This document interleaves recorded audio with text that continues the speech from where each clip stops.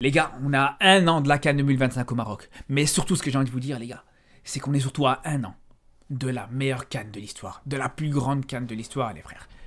Je vais vous dire une chose, les Ivoiriens, merci pour tout. Merci pour la CAN 2024, elle était exceptionnelle. Vous avez placé déjà la barre très très haut. Mais ce qu'on va voir au Maroc l'année prochaine, ce qu'on va voir au Maroc en 2025, ça va être mémorable, les gars. Ça va tout dépasser. Et je vous dis pas ça juste parce que je suis marocain, juste parce que j'espère que ce sera une CAN qui sera réussie. Je vous dis, les gars, j'y crois totalement. Cette CAN, elle va être vraiment, vraiment stratosphérique. Et je vous dis ça pour plusieurs raisons, et je vais vous expliquer pourquoi. Mais pas juste pour des raisons qui sont propres au Maroc, mais pour des raisons aussi relatives au football africain, au niveau du football africain actuellement, etc. On va y revenir petit à petit dans cette vidéo. Et déjà pour commencer, les gars, quand on sait que cette CAN-là, c'est pas n'importe quelle CAN. C'est une CAN qui est là pour préparer une Coupe du Monde, les gars. C'est une CAN qui est là comme répétition générale pour la Coupe du Monde 2030 qui sera au Maroc. Donc c'est là, déjà, tu sais très bien que si déjà tu prépares une Coupe du Monde, ça va pas être une CAN anodine, ça peut pas être une CAN n'importe comment, les gars. C'est comme si tu dois préparer un mariage, et que juste avant ou juste après, tu dois aussi préparer un anniversaire. Mais tu sais très bien que y a tout qui est déjà en place pour l'anniversaire. T'as déjà acheté la déco, t'as déjà acheté le matériel, t'as déjà acheté, je sais pas, la vaisselle. Donc tu sais très bien que l'anniversaire aussi, tu pourras faire un très bon anniversaire sans aucun effort. Moi, c'est comme ça que je vois les choses, les gars. C'est comme ça que je vois les choses. Quand tu sais que tu dois organiser une Coupe du Monde, c'est sûr et certain que la CAN qui sera juste avant, elle peut que être incroyable. Après, attention, parce que ça peut être à double tranchant. Et moi, ce que j'espère surtout, c'est que on verra pas justement la fédération marocaine se concentrer que sur la Coupe du Monde et un petit peu négliger ou banaliser et bâcler surtout cette CAN. Personnellement, j'y crois pas. J'y crois absolument pas parce que ce serait complètement contre-productif. Parce que justement, en préparant cette Coupe du Monde, tu te dois de faire une CAN qui sera bonne aussi. C'est comme ça que justement tu vas mettre en valeur ta candidature à la Coupe du Monde. C'est comme ça aussi que tu pourras peut-être, pourquoi pas, récupérer un maximum de matchs pendant cette Coupe du Monde-là.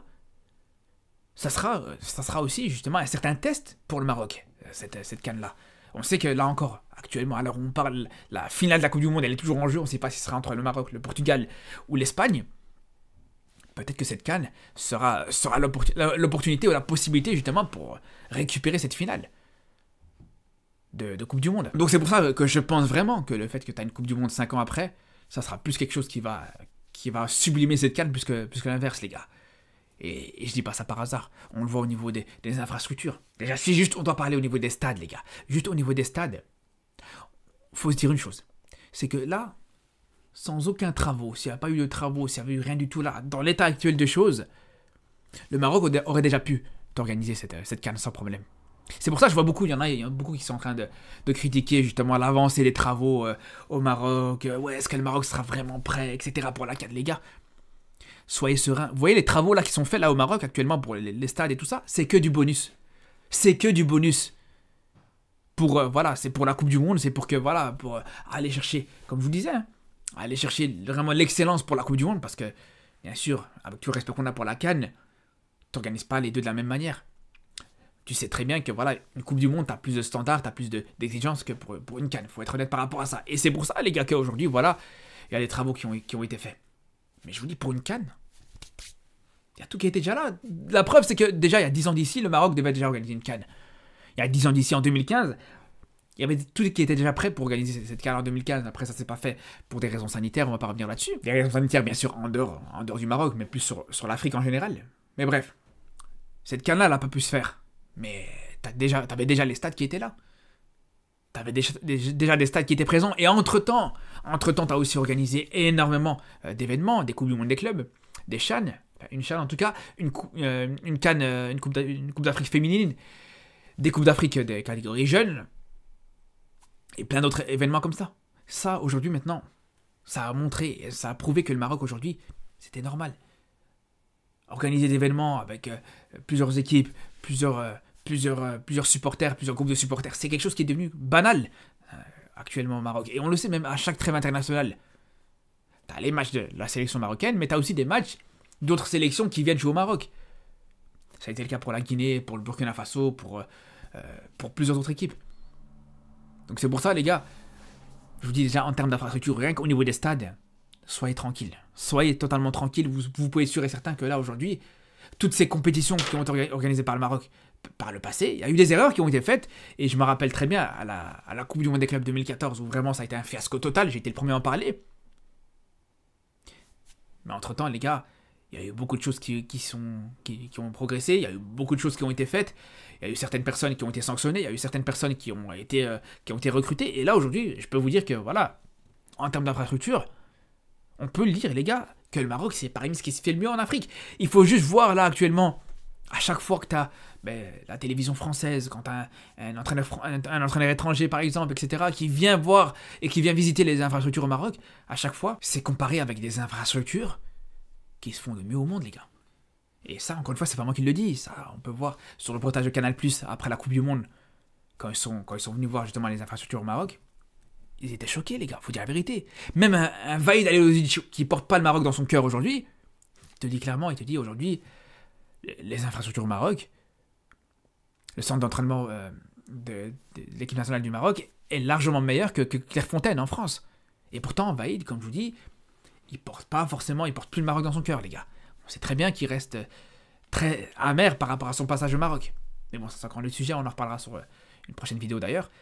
Mais tout ça pour dire, les gars, aujourd'hui, quand on voit justement ça, quand on voit justement les infrastructures, et quand je vous parle des infrastructures, c'est au niveau des stades et au niveau des centres d'entraînement, même en dehors de l'aspect football, tout ce qui est en termes de transport, les routes, les TGV, tout ce qui est en dehors de l'aspect footballistique, là aussi, les gars, c'est très fort. Et encore une fois, il suffit juste de voir les chiffres chaque année du nombre de touristes qui viennent au Maroc.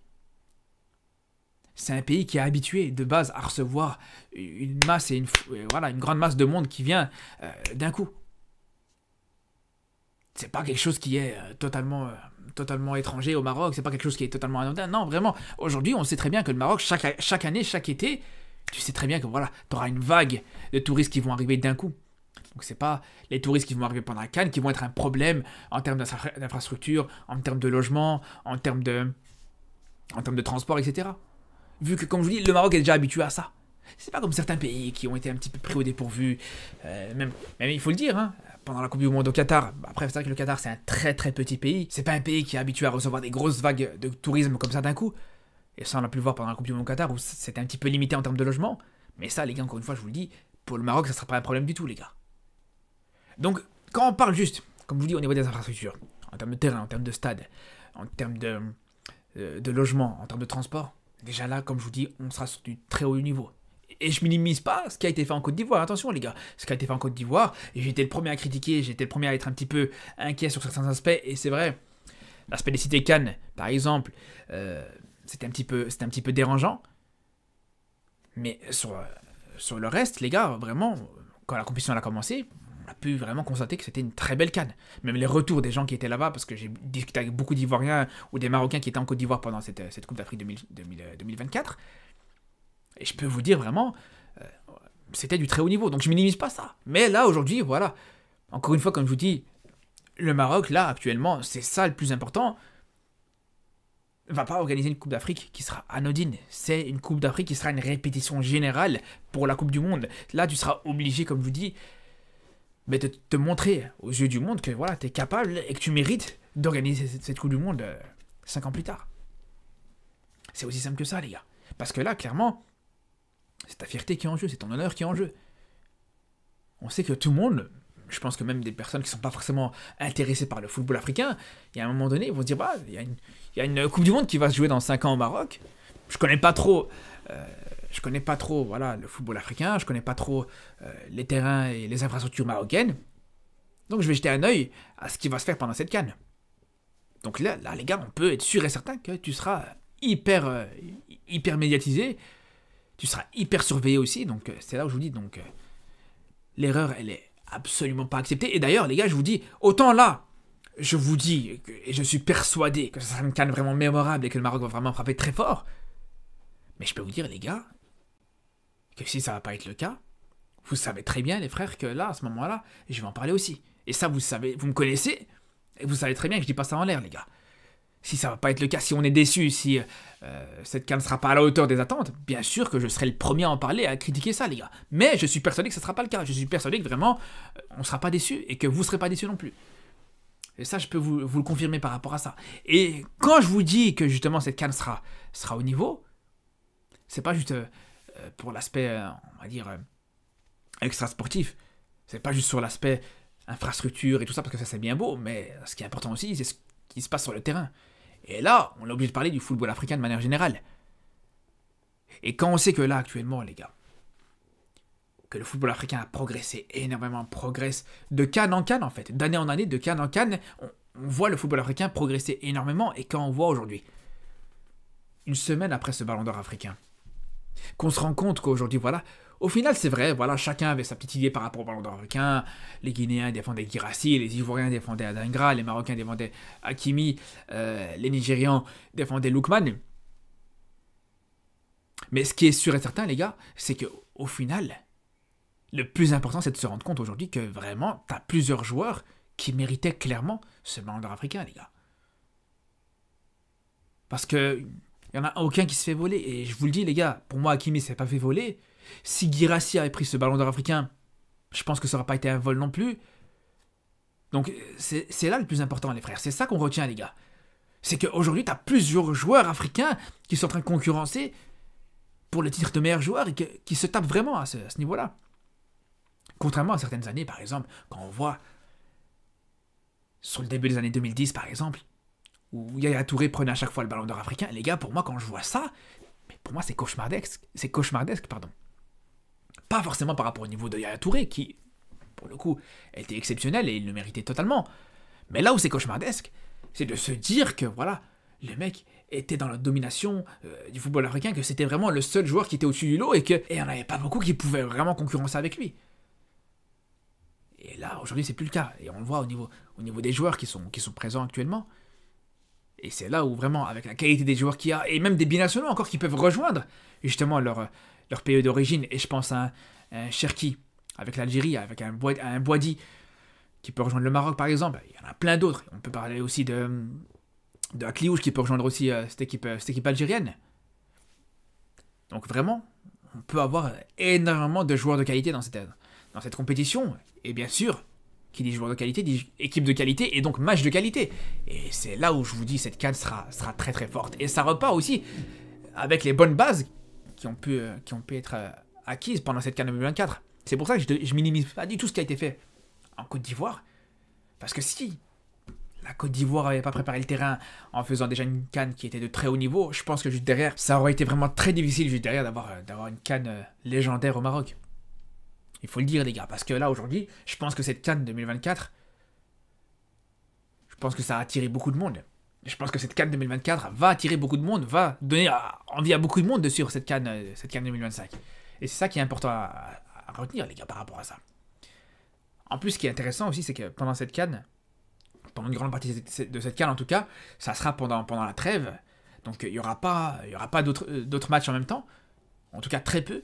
Et ça, c'est une bonne chose, c'est positif. Même si ça sera en hiver, ça sera pendant une période où la grande partie de cette CAN, à part en première ligue, bien sûr, où il n'y a pas d'arrêt, mais la grande partie de cette CAN, la grande partie de la compétition, il y aura tout le monde du football qui sera focalisé sur cette CAN au Maroc. En tout cas, les frères, bien sûr qu'on va suivre ça de très près, que ce soit positif ou négatif, on aura l'occasion d'en reparler. Sur ce, je vous dis à très vite pour de nouvelles vidéos et surtout d'ici là, prenez soin de vous.